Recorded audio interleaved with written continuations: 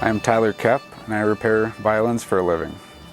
Violins, violas, cellos, basses, occasionally guitars and other instruments. It's called a Luthier. In 4th grade in school, they brought in different instruments for all of us to try. When I picked up the violin, one of the teachers asked me if I was taking lessons, said that I held it like a player. I had not been taking lessons, but from that point on I wanted to be, and I knew that I was going to play the violin.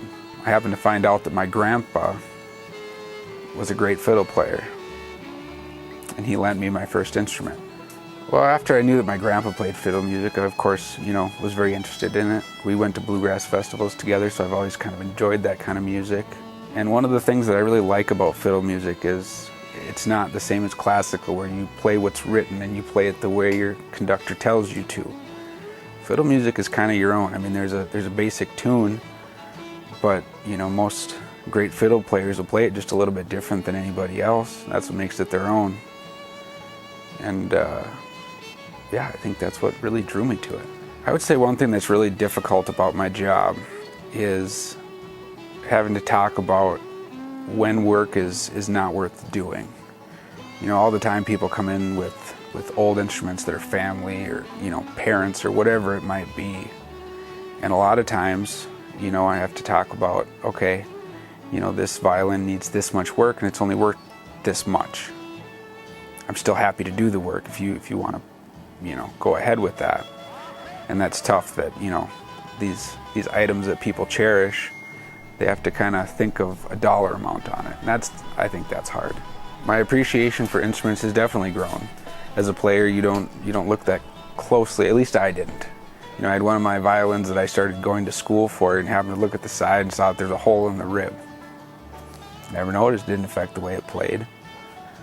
But being that I work on them, I see what it takes to make one, the art that goes into it, the different way that people do it. Looking at a violin and seeing, oh, that's German, or oh, this looks French.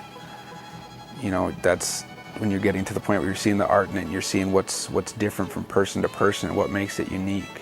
I'd say the best part of my job is when you have something that really goes well and you're able to bring it back to the people, especially the sentimental ones. I had a woman who was 94 who was going to start playing again because her granddaughter played. This violin had not been touched for 50 years.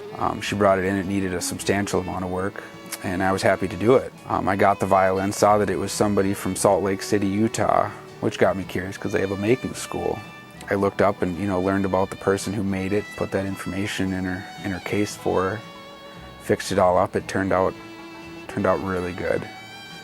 And when she got there, I was able to play it for her, and she was just overjoyed. And it's times like those that you're like, can't believe I get paid to do this, because that's great.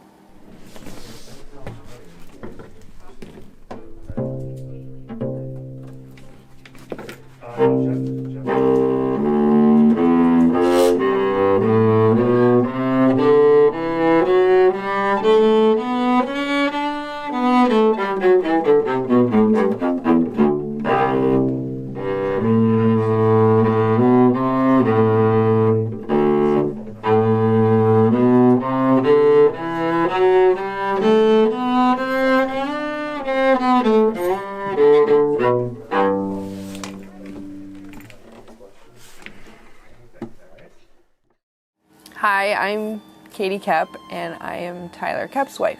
My initial thought when Tyler came home to tell me that he had found what he wanted to do for the rest of his life, I was a bit nervous. I asked him what it was.